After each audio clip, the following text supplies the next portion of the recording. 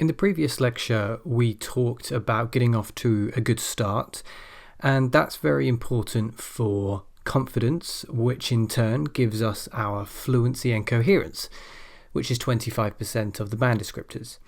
Another 25% of the band descriptor score that you get will be for lexical resource, and that's what we're going to focus on in this lecture. Lexical resource is about your range of vocabulary, and if you want to show your range of vocabulary, what you should not do is repeat words too often. This lecture is all about avoiding this repetition. So, if we look at the band descriptors, we can learn why paraphrasing is so important.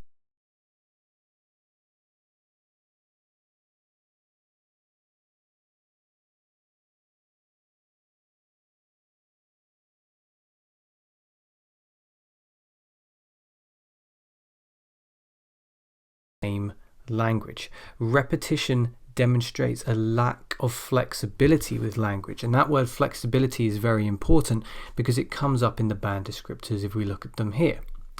Band 7 uses vocabulary flexibly to discuss a variety of topics, and Band 6 has a wide enough vocabulary to discuss topics at length and make meaning clear in spite of inappropriacies.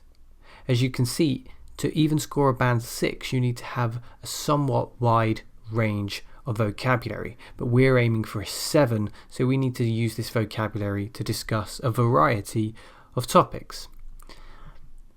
Now, let's have a look at a couple of examples to see why this is so important. Would you rather live in a hot place or a cold place? You may want to pause this video just for a moment to practice this answering this question, and compare it to the two answers that I'm going to put on the screen in a moment. Okay, so first answer. I think I would rather live in a hot place. I like hot weather, so a hot place would suit me. It's quite hot where I live, so I like where I live.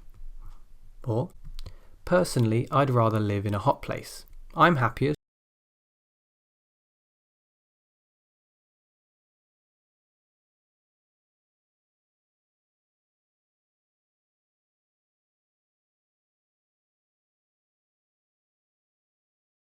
Repetition of particular expressions. It is not overly dependent on particular words, like the first one is, as we can see here. We have rather live, which appears twice, and we have the word hot, which appears 4 times and also appears in the question itself. With this second answer, you can see that we've paraphrased. We still have rather live and hot, like I recommended in the last lecture. We use that vocabulary, but we paraphrase with synonyms and different ways of saying the same thing. So we've got warm, we've got the temperature gets pretty high, and we've got I'd be happy staying.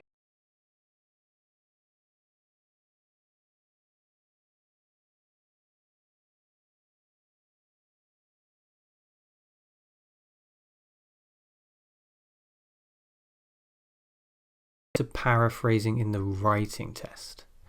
When you're speaking, you don't have the time to go through all the synonyms you know or all the different ways you know of paraphrasing.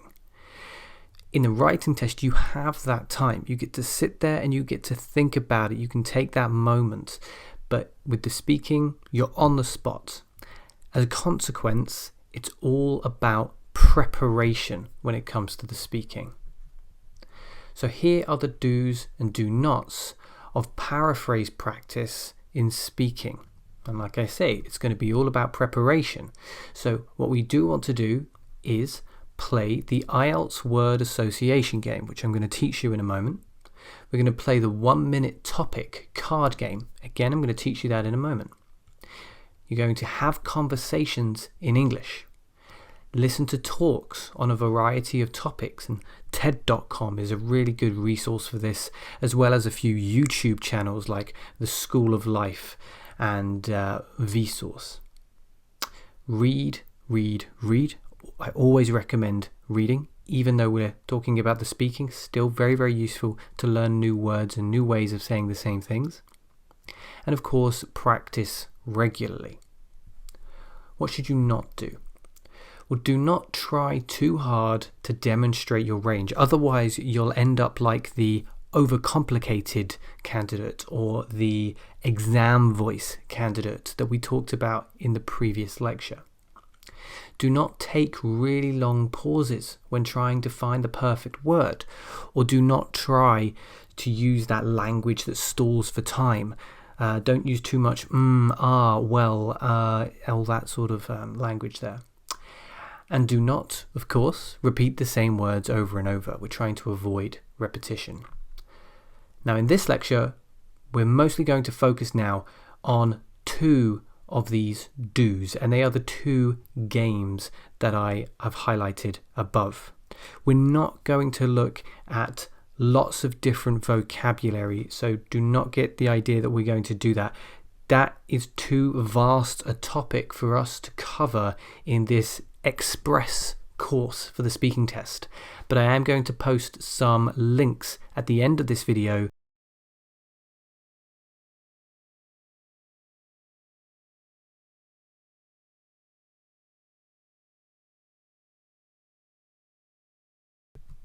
Now this game is typically played with 2 or more people, but it can be played alone for practice purposes. The typical form of this game is that you would take a word, any word, for example, the word hot in Would You Rather Live in a Hot Place or a Cold Place, and then you would take it in turns, you and the other player, to say the first word that comes to your head related to the last word that was said.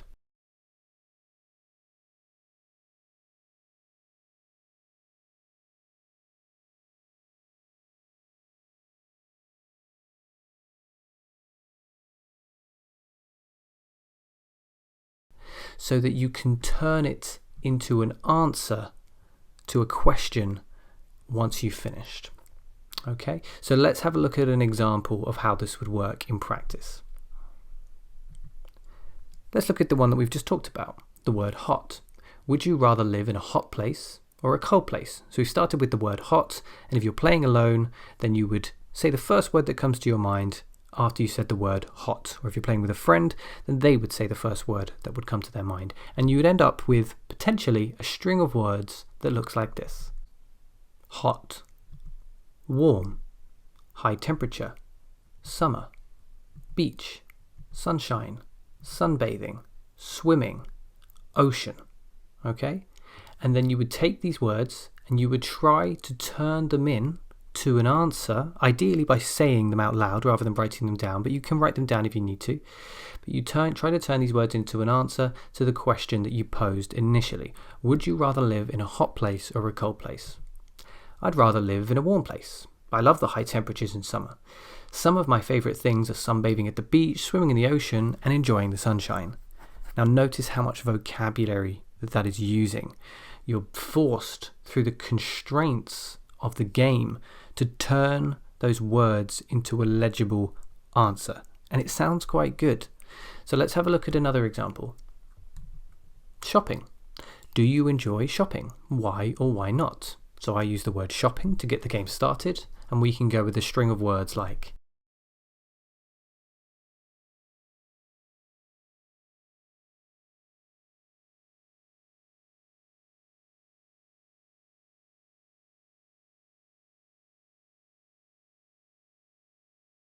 with my credit card, and coming out with loads of shopping bags. I'm really into fashion, so I'm always buying clothes, particularly when they're on sale. Notice we've changed the formation of some of these words, and we've also changed the order, and that is absolutely fine.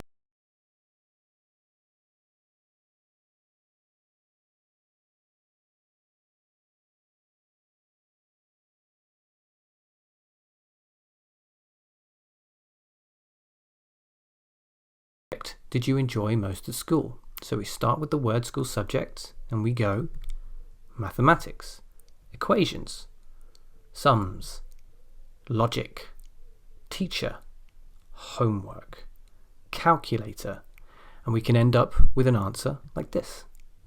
The subject I enjoyed most was probably mathematics, maybe because working out equations and sums with logic was simple for me. And we had a great teacher too. And the homework was usually easy because you could just use your calculator. Now, these answers are quite long. Your answers don't need to be as long as this, particularly in part 1, but this is a great way to practice using varied vocabulary when speaking about a range of topics. It is all about preparation when it comes to paraphrasing. It's not about being in the moment because you don't have the time in the speaking test. It's all about the preparation.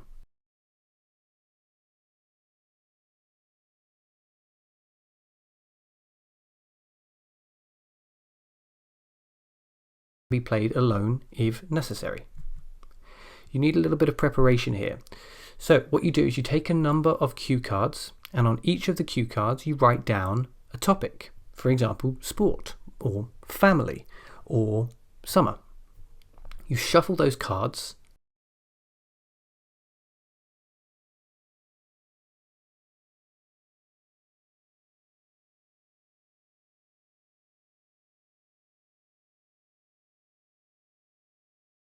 the timer. Now, speak about that topic. The aim here is to talk about the topic for a whole minute without stopping and without any preparation. Have your friend take notes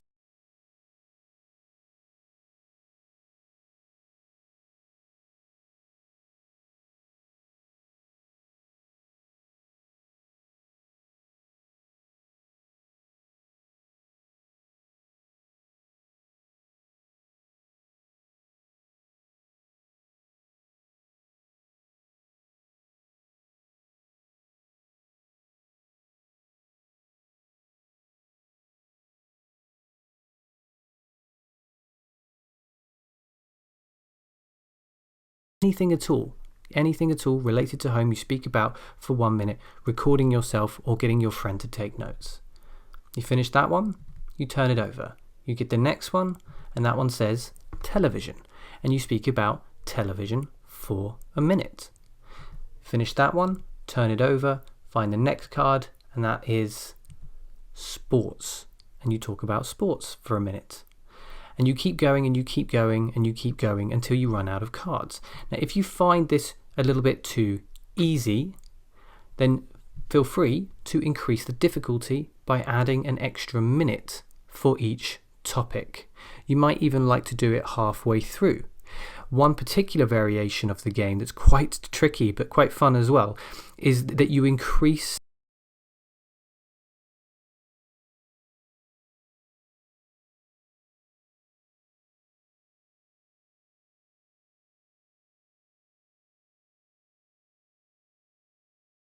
you move to colours, and that'd be 1 minute and 30 seconds and so on. And you can play around with this game to whatever matches your ability level. And over time, you should feel more and more confident speaking about a variety of topics, even ones you were not initially so confident talking about. So those are 2 ways that we can prepare for paraphrasing. But as I said, if you want to specifically improve your topic-related vocabulary and learn exact words and expressions related to these topics, then I recommend looking at a couple of different books that are designed for this purpose. The problem in this course is that it's